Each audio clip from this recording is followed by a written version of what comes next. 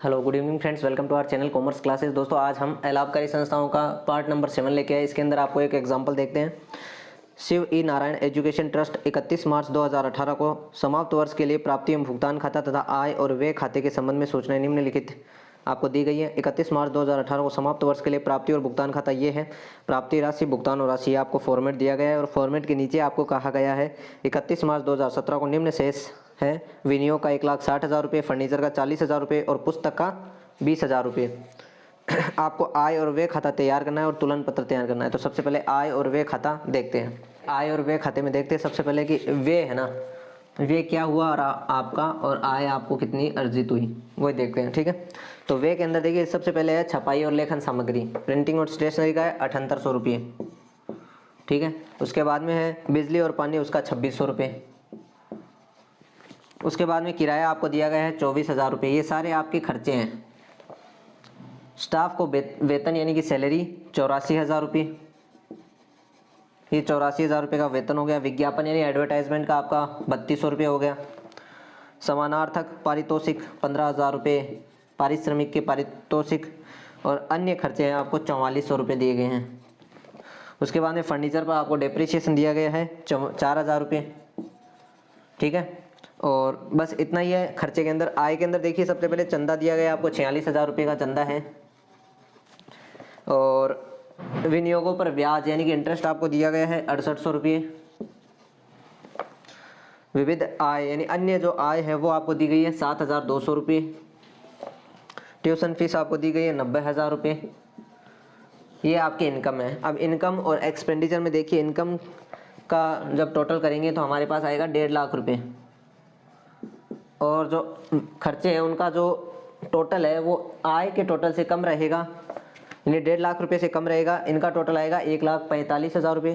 तो 5,000 रुपये का जो आधिक्य था वो आपके पास रह गया, और इस प्रकार से आपका टोटल 1.5 लाख रुपये हो गया। तो ये तो था आपका आय और व्यय खाता।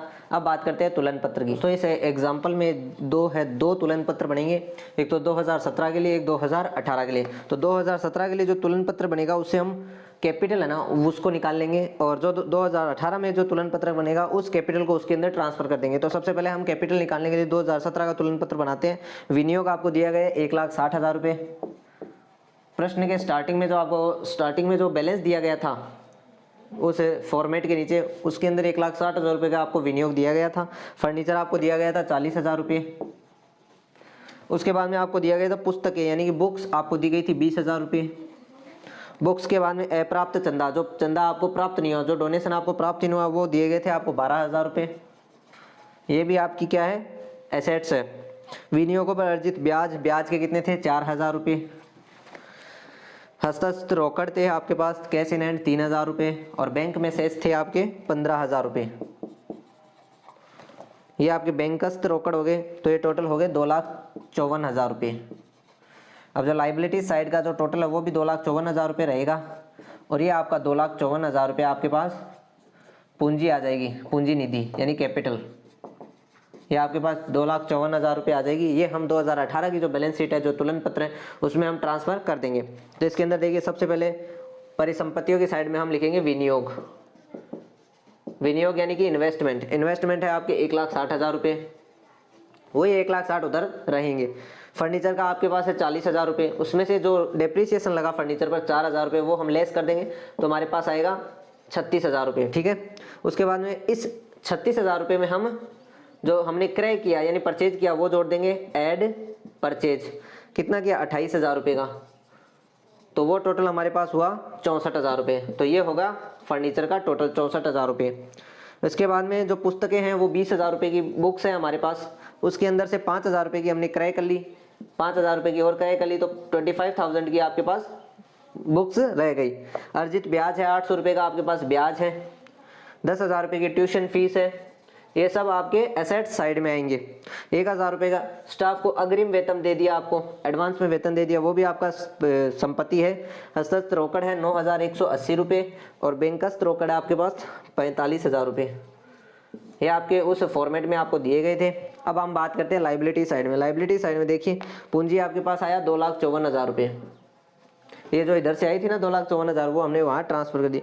उसके अंदर हमने प्रवेश शुल्क है उसको ऐड कर दिया, एंट्री फीस थी 25,200 रुपये वो ऐड कर दी।